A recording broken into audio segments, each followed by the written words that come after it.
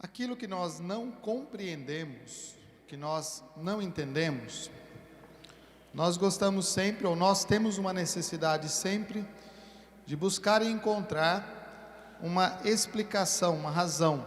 Nós temos uma curiosidade que nasce conosco, e essa curiosidade, ela percorre toda a nossa vida.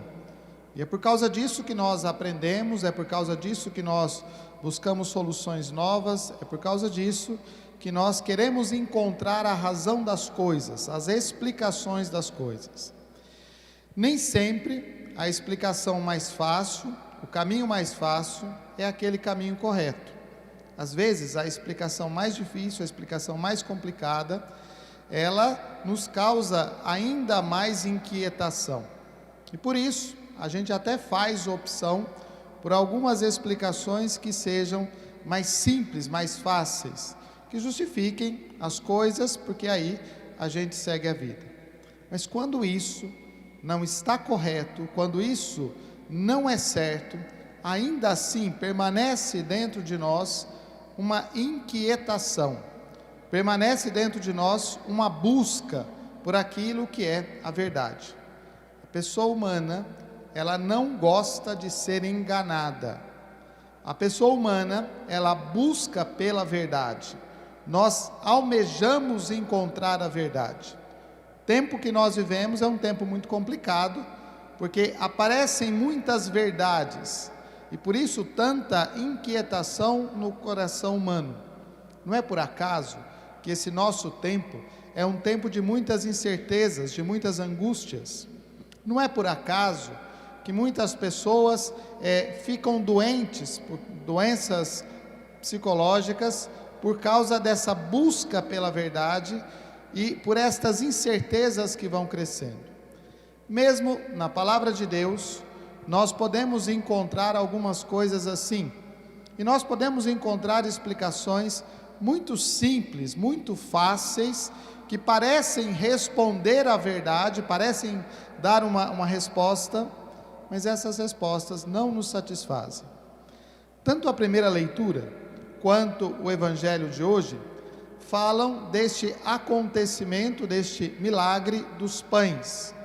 Primeira leitura, o profeta Eliseu recebe uma quantidade de pães que é maior do que aquela que Jesus tinha, né? O profeta tinha à disposição 20 pães, e a multidão, ou as pessoas que estavam ali, eram 100 pessoas. Então dividir 20 pães para 100 pessoas parece algo absurdo, e de fato é.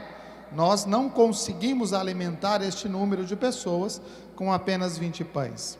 Jesus tinha 5 pães e 2 peixes, tinha 5 pães e alguns peixinhos. Isso também não era suficiente para alimentar aquela multidão. Tanto o discípulo do profeta como Filipe dizem a mesma coisa: é impossível alimentar esta multidão, ou estas pessoas todas, com esse pouquinho aqui. E qual parece ser a solução? André já indica o caminho: olha, vamos dispensar esse povo, ou vamos mandar esse povo ir para outros lugares, porque assim eles podem comprar pães, porque nós não conseguimos fazer isso. Nós não conseguimos realizar este ato. Nós não conseguimos dar respostas para isso. Nós também não conseguimos dar respostas para muitas coisas. E aqui entra a nossa resposta de fé. Algumas soluções encontradas, e às vezes isso vai aparecer em muitas pregações a respeito da multiplicação dos pães. A forma mais simples é pensar assim: todo mundo levou um pouquinho de pão e todo mundo fez a partilha, e a partilha é o grande milagre da multiplicação dos pães. Isso é a resposta mais simples, isso é a resposta mais fácil, mas a simplicidade dessa resposta não contempla uma coisa fundamental. Nós não estamos diante de um mágico que é capaz de fazer coisas estranhas. Jesus não é um mágico, e nós também não estamos diante de um líder político que está buscando fazer um movimento de libertação do povo judeu. Nós não estamos diante de um profeta nos moldes políticos. nós estamos diante de Jesus Cristo, o Filho de Deus. Ou nós temos esta certeza, ou nós vamos buscar explicações para todas as coisas que a Bíblia nos coloca, que a palavra de Deus nos coloca. Ou nós acreditamos que Jesus é o Filho de Deus, ou também nós vamos duvidar da cura do cego, do aleijado que se levantou, nós vamos duvidar da ressurreição de Lázaro, de todas as outras coisas. Ou nós estamos diante do Filho de Deus, que tem a palavra de salvação, ou então nós não acreditamos na palavra de Deus. Nós começamos a duvidar da palavra de Deus. Jesus não está falando de uma mágica da multiplicação dos pães, mas Jesus está falando de um milagre real, aonde Deus passa e transforma a vida das pessoas. Jesus está falando, ou o Evangelho está falando, de Jesus que é capaz de mudar realmente a direção e a ação das coisas. Nós estamos diante de Deus, nós estamos diante do Filho de Deus, que tem uma palavra de salvação, e uma palavra de salvação que nos chama à conversão, à mudança de vida, e que é capaz sim de fazer um milagre, que é capaz sim de multiplicar os pães, até porque Ele criou todas as coisas do nada. Ou será que também nós não acreditamos que Deus tenha criado tudo do nada? Ou será que também nós colocamos em questão a obra toda da criação de Deus? Se Deus é capaz de criar tudo do nada, por que não seria capaz de alimentar 5.000 pessoas com alguns pãezinhos e com alguns peixinhos?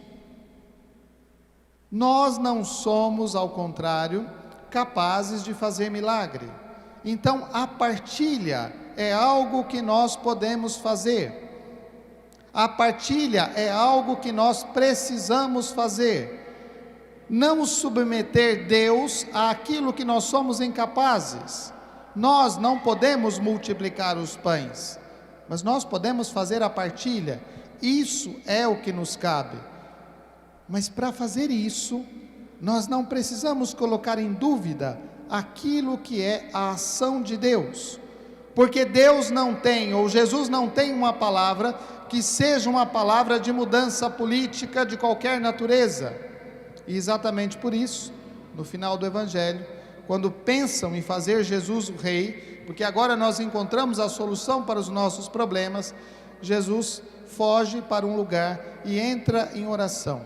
A oração é a maneira de Jesus se colocar diante do Pai, diante daquilo que é o projeto de Deus, que é um projeto de salvação, que é um projeto de transformação do coração das pessoas, e não dos sistemas políticos. E enquanto nós não entendermos isso, e enquanto nós continuarmos a procurar explicações fáceis para justificar as coisas, nós não vamos fazer o encontro com a verdade do Evangelho. E a verdade do Evangelho não vai atingir a nossa vida. E a verdade do Evangelho não atingindo a nossa vida, nós começamos a fazer as coisas da forma simples. Quantas vezes nós já tentamos mudar as coisas pelas mudanças políticas? E quantas vezes nós fracassamos? Até que não se entenda que o problema real está no coração das pessoas, na maldade que está dentro do nosso coração. A palavra é um convite à conversão do coração e não dos sistemas. A palavra é um convite à mudança daquilo e da maneira, do jeito conforme nós fazemos as coisas, da forma como nós usamos as coisas e as pessoas para atingir os nossos objetivos. Por isso Jesus, o Filho de Deus, é sim capaz de realizar o milagre. Mas será que Ele é capaz de tocar os nossos corações? Será que a palavra de Deus realmente chega ao nosso coração e provoca uma mudança? Ela provoca uma mudança de sermos melhores, de partilharmos, de fazermos as coisas da maneira justa, da maneira correta. Será que nós nos abrimos à verdade que é a palavra de Deus, para deixar esta palavra de Deus ser a direção, a luz, o caminho que impulsiona a nossa vida? O profeta tinha uma certeza, né? E ele vai dizer isso àquele seu servo: faça o que eu estou dizendo, faça isso. É a confiança de alguém que sabe que não pode nada, mas que Deus pode tudo. É a abertura à ação de Deus, naquele momento, naquela realidade. E esse é o caminho que a palavra nos aponta. Nós, pela nossa fraqueza, não somos capazes de muita coisa. Somos capazes de apresentar ali alguns pães e alguns peixes. O milagre é Deus quem faz, é Deus quem realiza, é Deus quem executa.